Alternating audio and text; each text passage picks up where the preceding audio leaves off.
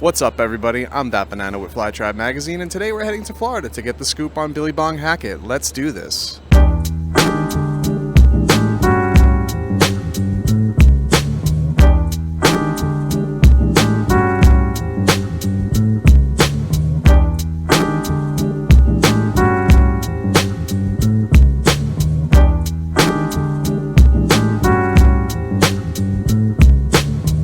What happened? Oh shit, it scared the fuck out of me. The Florida crew over here has a pretty active night scene. What compels you guys to fly out here at night as opposed to the daytime? Well, if you've ever been to Florida, you know it's humid as hell. That sun is brutal. We have nice weather year round, but you can only be in that sun for so long before it starts eating on you. We fly at night because besides the mosquitoes, it's just nice and breezy, and it hardly rains at night. It always rains during the day for some reason. Night's where it's at. Less people, no security, just good weather, good ripping.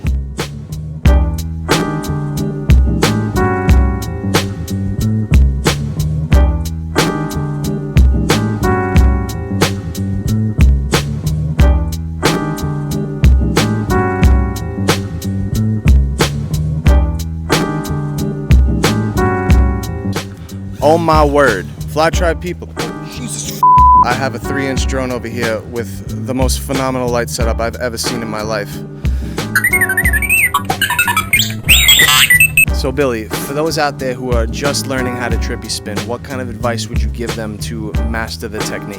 First off, if you're trying to learn trippy spins, you should practice in the sim because you're going to destroy a lot of shit. Get really good at doing them in the sim and then find something really tall. Practice it in somewhere hopefully in an open field. Practice them until you feel like you got them dialed in, and then go smaller, smaller, smaller, and find somebody who knows how to do them. Fly with them a lot, and then you can watch them and kind of pick up off of the things that they do. But for those who want to argue the chicken before the egg and don't have somebody they can learn from, what's the best advice? Well, I guess watch a ton of videos, watch a bunch of people who do them, and hopefully they post stick cam. Just get out there and practice, more stick time. You're gonna go through a lot of props.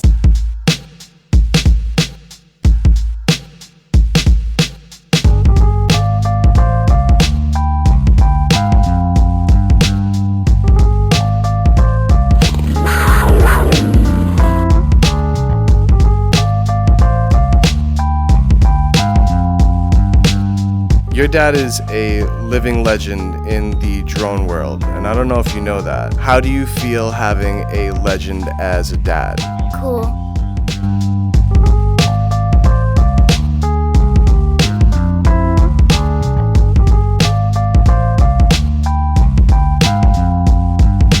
This is where all the Hackett drones are built. Where I build all the Vanny style pros, all that.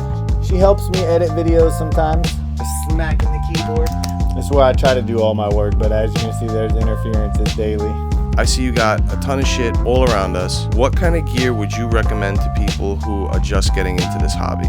I've always bought gear that other pilots have used. Tried and true stuff seems to work. And if it works for somebody else, it's gonna work for you. Watch a bunch of YouTube videos, go down in their links and see what they use. Whoever rips the hardest and you think that you like their flying style, I would use their gear because you're gonna tend to fly more like them by using their gear. Would you say the same for PIDs and rates?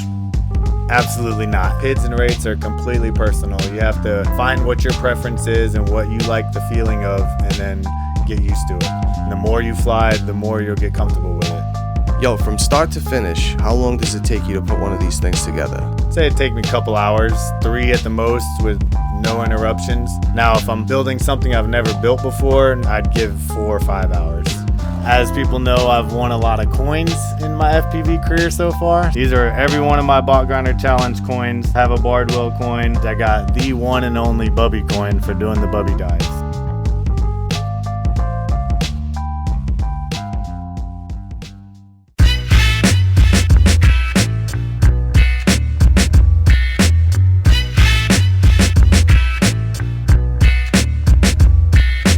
Hey, yo, Billy, where the f*** are we today? Yo, we in Tampa, Florida at the Glory Hole, iconic FPV spot. I would say where it's at, but just look up Glory Hole. You'll see some videos of it. We're about to break some shit today.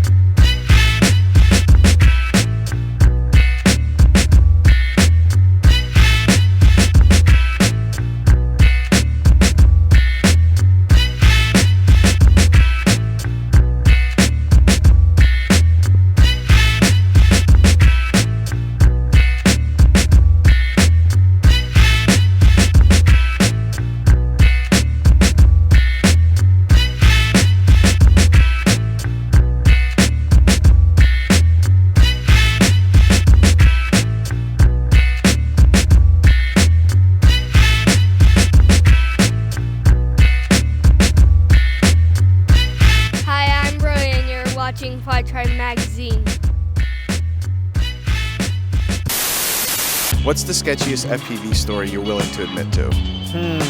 There's a couple of them. As far as ones I haven't posted, there's a really sick dive in downtown Sarasota, but it's literally the entrance to a police station and they walk in and out of it all night. You just gotta sit there and wait, camp it out, time it. Yeah, that was probably the sketchiest one I've ever done, because I was by myself.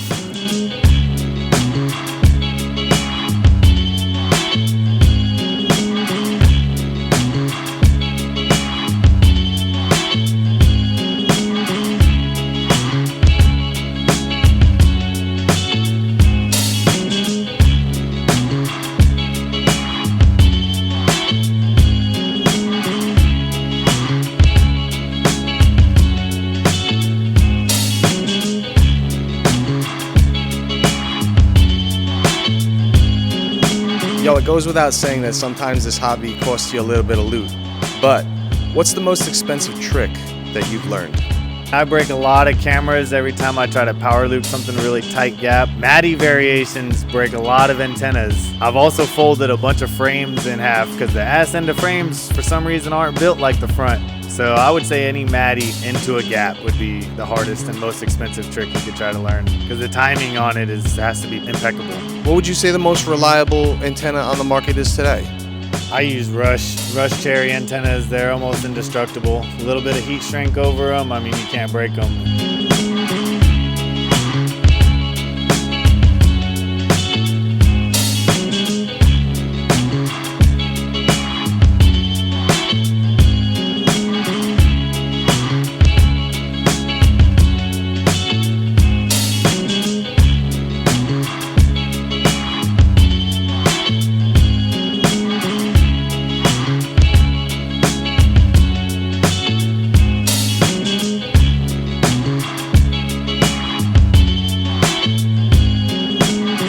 Yo, I'm Billy Hackett. You're watching Fly Tribe Magazine.